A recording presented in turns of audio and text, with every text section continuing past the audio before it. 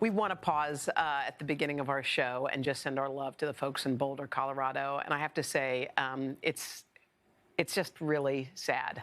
I mean, to think that, the pandemic is just finally just sort of easing its grip on us.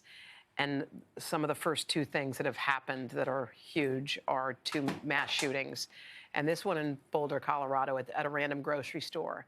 I just keep thinking about how people walked in. One guy said he went in for a slice of pizza. Some people went in for COVID shots.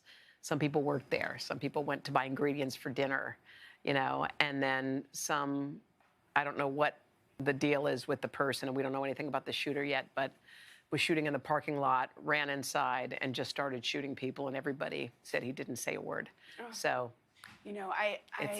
what you said is so true. We've lived through one of the hardest years our world has ever faced. So these people have lived through a hard year, and now there are brothers and sisters and moms and dads and kids waking up without their parents. It's such a sad story, but you know how, we always talk about for a second Mr. Rogers, and, look, 10 people died, including a police officer, and that is something that I don't care how many times you talk about a mass shooting, you can't believe that you're saying the number of people.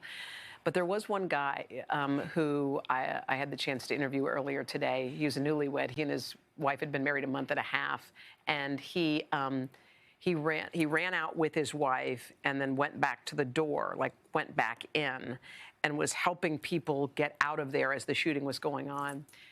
And I was just so struck by that. I thought, can you imagine? He said God compelled him to go in, and I thought that was so amazing. The other thing is, too, everybody has survival instinct. It's like, what do I do? Do I go in? And your heart may really want to, but your survival instincts may pull you back, But this person was extraordinary, what he did. You asked a question this morning that broke my heart.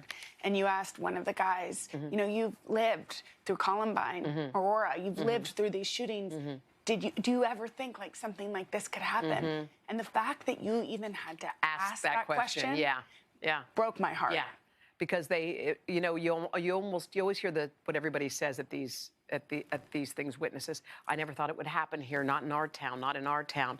But what's weird is the young people actually have grown up with mass shootings. They have thought about it. At school, of course they have. They've thought about it. It's not like, oh my gosh, what happened? It's like, that happened. And now it's my turn. Anyway, we just want to send our thoughts and prayers and to everybody who's out there helping, and that poor police officer who died in the line of duty. He's a hero. And his 7 kids. Yeah, 7 kids. Hey, thanks for watching our YouTube channel. Find your favorite recipes, celebrity interviews, uplifting stories, shop our favorite deals, and so much more with the Today app. Download it now.